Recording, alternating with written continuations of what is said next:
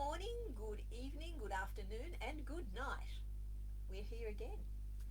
This week we're doing a week-long case study and we're talking about how do I write a book? I'm a mum with kids. Now we've been talking about Jessie, who is a mum and a grandmother now, and today we're going to talk about something really important. Jessie is really scared. She's really scared about writing her book. She's worried that when she writes her book, she's not going to come across as perfect and that her book won't be perfect. Well, I hate to tell you, life isn't perfect. And in fact, that is why we read books.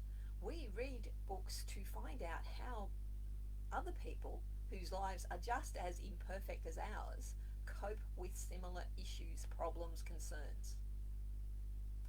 One of the things that Jessie is really, really good at, and I'm sure that I mentioned this, is that she is super organised. And the more I know her, and I've known her for a long time, I'm thinking that is something that she could share with others. She could write a chapter on under fives, under tens, under 15s, and do it that way, for example, and give people tips and hints on how to cope and how do you go to 3 football matches in one morning? How do you make sure that your boys get enough to eat? How do you make sure that everything runs the way it's supposed to run? She does it all.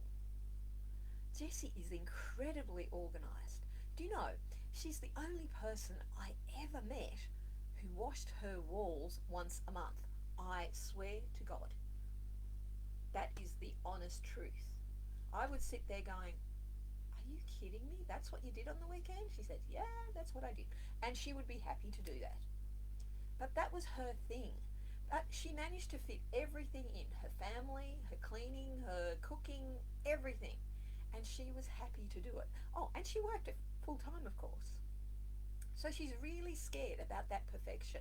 She's also worried about her writing not being perfect. The writing doesn't have to be perfect. It has to be you. It's you telling your story. Nobody is perfect. I mean, for goodness sake, look at me. I'm wearing the same jumper as I wore yesterday. And have I dried my hair yet? No. More important to talk to you right now. Life isn't perfect. That's why we want you to write books. We want you to share your story. We want you to let people know that there's somebody like them out there that has the same problems, issues, concerns. That's it. That's as simple as it gets. There's no need to be scared. That's it for today. As usual, I'm going to say, let's make 2022 the year of your book. Just contact me and we'll talk about how we can get you started today. It's simple, really, really simple. We'll talk again tomorrow.